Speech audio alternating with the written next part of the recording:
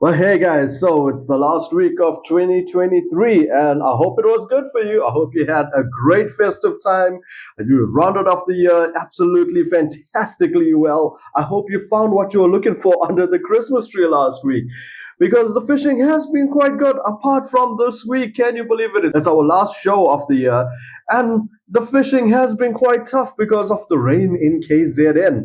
Guys, it has been wet, it has been overcast. In certain areas, it has been very cold. However, there has been some bites on the rock and surf side. It still seems to be as expected an inedible fest. On your offshore side, bottom fishing is looking fantastic. The Dorado are on the bite, and there is some reports of Kuta and Snook that are still coming out.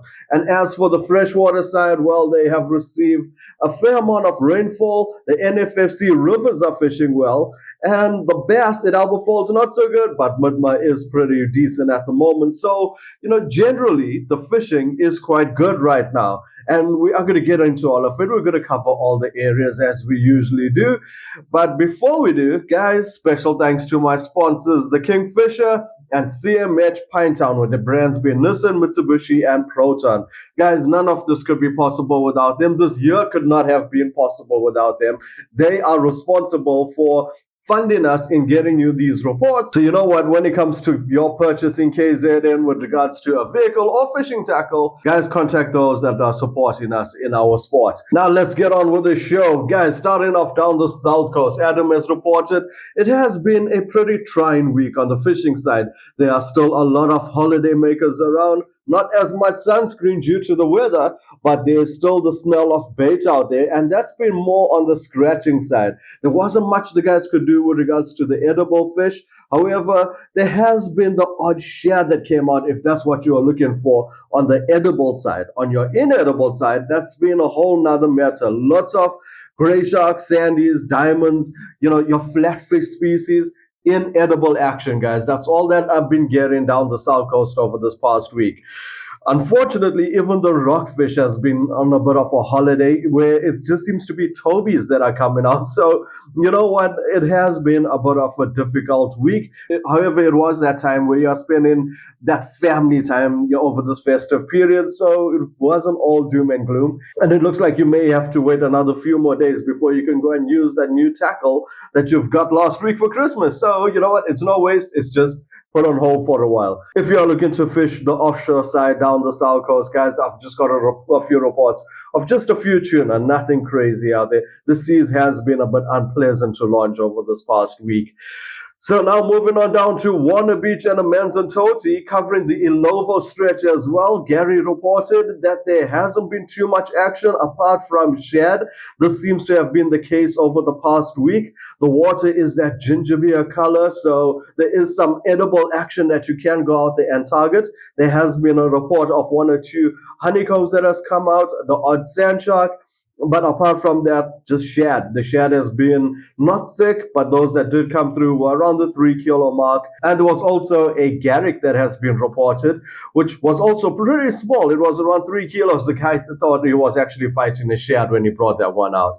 Moving on down to Durban, well, things were also a bit on the quiet side, but there has been some bite. The Rock and Surf side has reported stumpies and grunter that's been coming out, the odd shad here and there in the mornings and in the late evenings, but not fireworks on those. It's just been mainly the inedible action, and that was from Laguna Beach all the way down to Addington. The guys were getting a fair amount of gray sharks. There's also been some sand sharks and some diamonds and honeycombs that has been coming out with that. The bay in Durban has always been producing, and it continues to. There's been a decent amount of grunter that's come out, and there has been a few cob as well. However, the rain did make the water a bit discolored, but once that settles, we know the fish are going to be on the bite. If you're looking to fish offshore in Durban, well then, guys, that's where it has been Dorado all week long. Well, when I say all week long, whenever the guys did get a chance to go out and get that fishing done. The seas has been a bit unpleasant to launch, but there were days where it was pretty decent, and the guys were certainly rewarded. Apart from that Dorado, a bit of Kuta, a bit of Snook, but mainly bottom fish action. So Offshore of Durban looking pretty decent as well. Now moving up the north coast, where reports has been, I gotta be honest, and that's what the show is about, honesty, right? I'm not gonna lie to you and say there's fish there when there just weren't any. You could see the conditions outside, it just wasn't in favor to be fished. But the anglers that do go out and the holiday makers that were persevering were just getting onto some inedible action. The guys have been struggling. Even the rockfish species has been a bit quiet. When they did come out, odd bronze bream, odd blacktail, that kind of things are on the bite. But apart from that, guys, it's just been inedible action throughout the entire North Coast stretch. But when I say that inedible action, it wasn't thick. It wasn't wild. There weren't too many reports. So unfortunately, the reports that came through this week weren't as crazy because there just weren't that many anglers out and about. Richards Bay and St. Lucia, well, once again, been pretty quiet on the rock and south side. The weather, the rain has dampened spirits, but on your offshore side, reports from Wave Dancer, there has been some tuna coming out. There's been some kuta, and of course, we know they are targeting the bullfish because it is just that time of the year.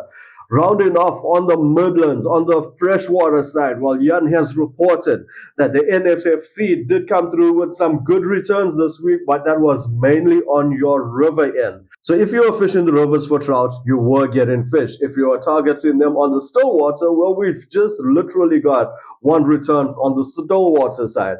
Bass, on the other hand, has been coming out at Midma Dam, but Albert Falls has been pretty tough fishing this past week. It is suggested that if you are fishing Albert Falls, go and try your hand with some top water action. Throw out some of those frogs.